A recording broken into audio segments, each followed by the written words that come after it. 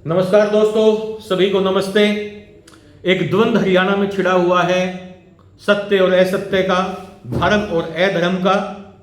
आपने देखा होगा कि हर रोज अनेकों बातें होती हैं हरियाणा में। कोई किसी को पाखंडी कहता है, कोई किसी को पाखंडी कहता है।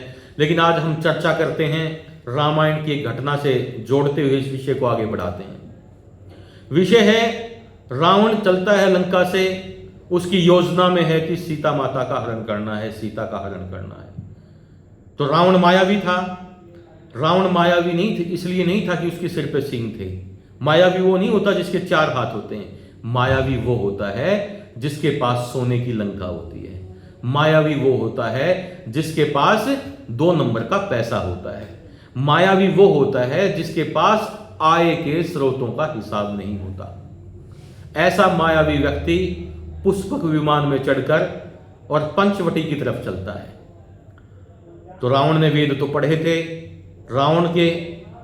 रावण वेदों का विद्वान था, लेकिन रावण के आचरण में वेद नहीं थे। लेकिन इसलिए रावण को ज्ञान था कि अगर सीता का हरण करना है तो चोला तो सत्य का पहनना पड़ेगा, क्योंकि असत्य कभी विजयी नहीं होता। तो रावण विचार करता है कि सीता का हरण करने के लिए क्या करे। तो रावण सीता का हरण करने के लिए सत्य का चोला पहनता है और एक साधु का वेश रखता है। और उस साधु के वेश के कारण सीता माता का हरण हो जाता है। यह दृष्टांत इसलिए बताना आवश्यक था क्योंकि आज भी एक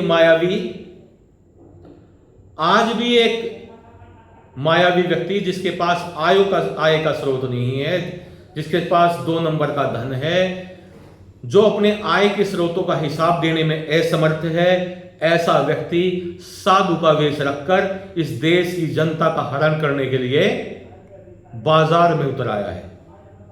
उस व्यक्ति का नाम है भूतपूर्व कैदी रामपाल।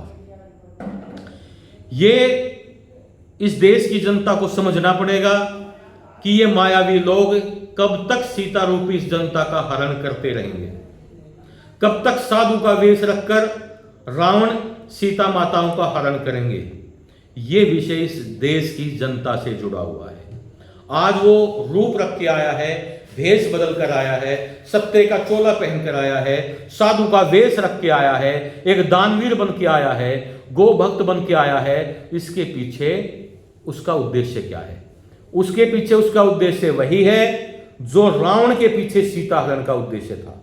रावण ने साधु का वेश इसलिए रखा क्योंकि सीता का हरण करना था, और यही उद्देश्य रामपाल का है। वो इस देश की जनता का हरण करना चाहता है। तो मेरे मित्रों, मेरे साथियों, मेरी माताओं, मेरी बहनों, सभी सनातनी परिवारों से निवेदन है कि जागरूक रहें, सतर्क रहें और पाखंडियों से लड़ने के लिए तैयार रहें। जय हिंद, जय भारत।